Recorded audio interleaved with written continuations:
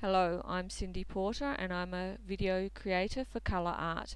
Today I'm going to do a seaside acrylic pour using Primary Elements Art pigments.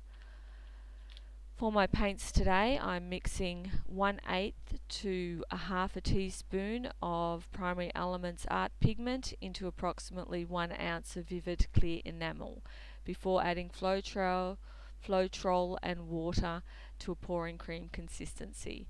I'm starting off with Almond Beige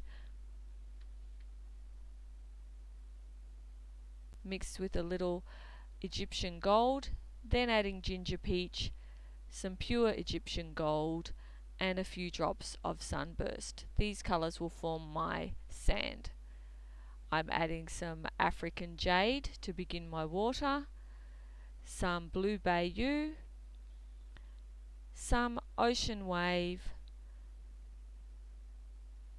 that doesn't want to come out of the cup so easily, and finally some Go Navy, a beautiful deep navy colour. These colours will form my sea. I'm going to take my palette knife to spread these over the whole surface of the canvas. I don't want any canvas showing through. I could have just tilted and poured it, but I really wanted to keep the sand in the position that it was in, so I find it easier just to spread with the palette knife, just to keep them in position. Once I've got them spread over the canvas, I grab the white, which I have mixed up cheap white craft paint with Floetrol and water, again to a pouring cream consistency. And now I'm grabbing my airbrush and I'm going to use the empty airbrush to blow the white paint across the other colours that have already been laid down. I gently control the flow of air. You must do this very gently because otherwise you can blow your paint right off the canvas. So it really is a very controlled blow of air. I'll continue to manipulate the white paint with the airbrush to create that realistic looking foamy ocean view, just like you see it when the surf, with those waves crashing in towards the sand. Just gently working the white paint over the surface of the other colours. Continue adjusting and manipulating it to give that real foamy appearance.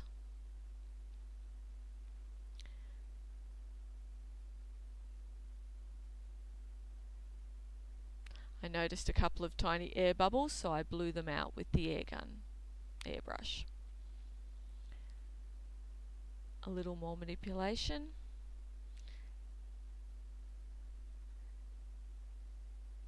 It really is a lot of fun playing with the airbrush and blowing the paint in this manner. The sand colour was looking very flat, so I decided that it needed a little assistance. So I'm grabbing some Scarab Beetle and just putting a few little drops in. Scarab Beetle is a lovely brown colour with a slight green tinge to it. I'm just now blowing that into the existing colours that I had down for the sand, trying to create that rippled sand colour that you see, sort of effect that you see along the shore of when you walk along the beach. Adding a few more drops of the Almond Beige back into that colour. Again, still trying to get that sandy look. And I continue to work that with the airbrush. Just a little more.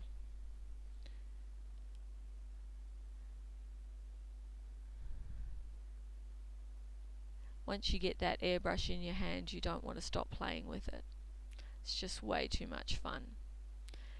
Here I am coating the sides of the piece, just making sure that all the edges of the canvas are completely covered with paint and none of them are left white and blank. I've fast forwarded this so that we don't have to sit through the boring process. Once I turned the painting around, I decided that there wasn't quite enough white surf happening, so I've added a few more drops of white and again start manipulating that with the airbrush. And I keep blowing it in different directions to try and create that churned up appearance that the waves create.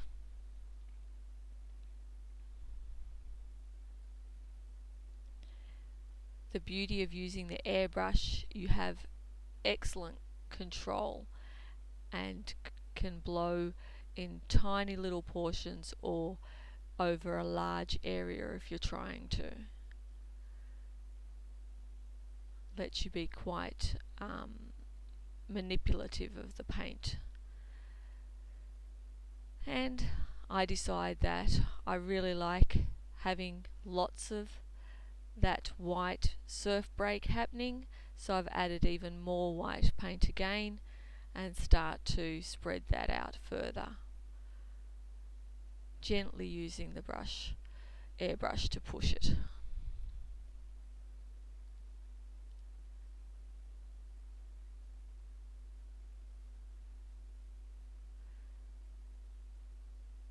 Starting to look more and more like the ocean every move. Here I decide that I want a little bit of the foam coming further down over the sand, so I'm just trying to achieve that here. Now finally I've finished playing with the airbrush and it's time to get the butane torch out and give the painting a little torch. This helps bring the silicone through to the surface and give that lacing that occurs because the white paint does not have any silicone and the colours do. You get a beautiful lacing effect, or cell creating as some people like to call it. While doing this I noticed I had a little blank spot where there wasn't enough blue paint, so I added that in.